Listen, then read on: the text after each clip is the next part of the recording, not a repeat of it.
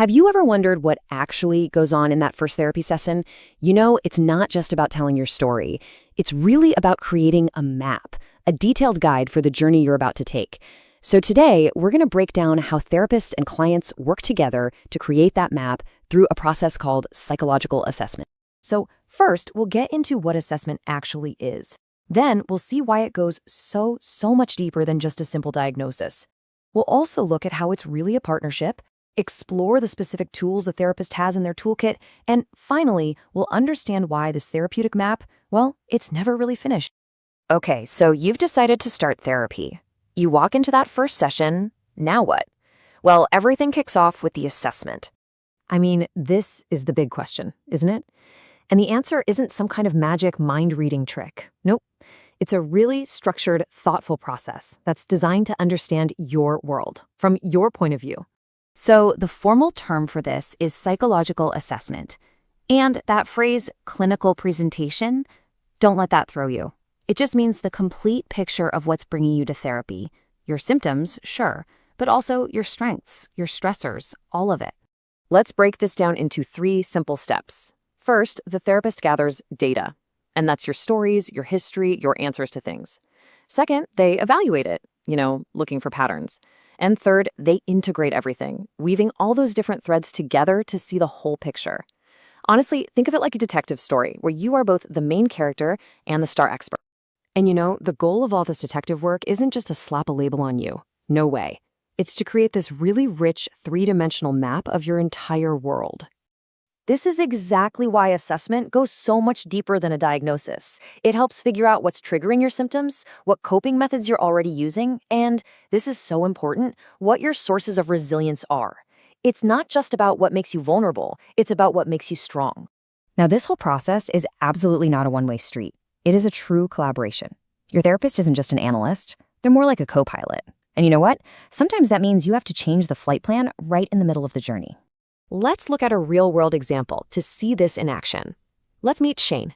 He's a 34-year-old guy who shows up to his first appointment 15 minutes late, and he's feeling pretty hostile and hopeless. He's tried therapy before, it didn't work out, and honestly, he's ready to quit before he even starts.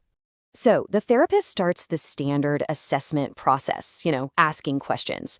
But Shane gets agitated. He doesn't want to answer a long list of questions. He is in distress, and he needs help right away. He basically says, look, I'm in crisis, and I need tools now. This puts the therapist at a real crossroads, right? She could stick to the rigid protocol, insist on finishing the formal interview, or she could listen, adapt, and meet Shane exactly where he is. And that's what she did. She chose to meet his need. And this choice shows you the real power of a collaborative approach. By pausing that formal assessment just to provide some immediate coping skills, the therapist built trust. Shane left with a little bit of hope and, here's the key, he booked a second appointment. That flexibility, it made all the difference. So how do therapists gather all this information anyway? Well, they've got a toolkit, a lot like a map maker, with all these different instruments to get a detailed read of the landscape. Let's take a look at the 5 main tools they use. Okay, the most fundamental tool of all is the clinical interview.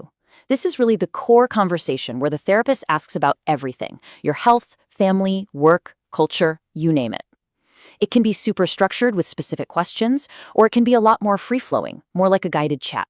So that initial conversation gives you the broad strokes of the map, but to add specific, measurable details, therapists often use tool number 2, the self-report inventory.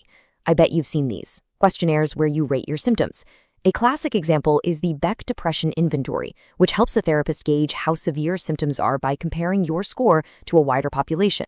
While those questionnaires capture a snapshot in time, the third tool, self-monitoring, is more like creating a live video feed of your experience. Your therapist might ask you to track your thoughts, your feelings, and your behaviors as they're happening. This gives a way more accurate picture than trying to remember how you felt 3 days ago. And this is what a typical self-monitoring chart looks like. By just logging the trigger, the emotion, the thought, and what you did, you start to see these direct connections. This process is incredibly powerful for revealing patterns, like realizing that a specific thought almost always leads to a specific behavior. So far, all these tools rely on what you report. But what about what a therapist can see with their own 2 eyes? Well, that's the fourth tool, behavioral observation.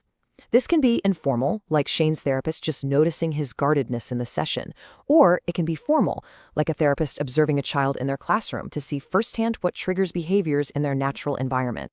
Okay, so we've got your perspective from interviews and questionnaires, we've got the therapist's own observations. What's left? Well, the final piece of the puzzle often comes from the outside, and that's the fifth tool, collateral information.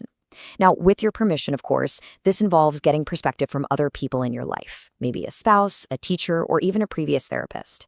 It just adds another really valuable layer of detail to the map. So, with all these tools, the map gets drawn. But here's something that is so important to remember. This map isn't just created in the first session and then shoved in a file cabinet. It is a living document. The boundary between assessment and therapy is completely fluid. Every single session involves ongoing assessment, checking in on your mood, seeing how a new strategy worked. As you grow and change, the map is constantly being updated. You discover new paths, you understand old territories in new ways. The assessment is always on. So, we'll leave you with this thought. If psychological assessment is the process of drawing a detailed map of your world for your therapeutic journey, what's the very first landmark you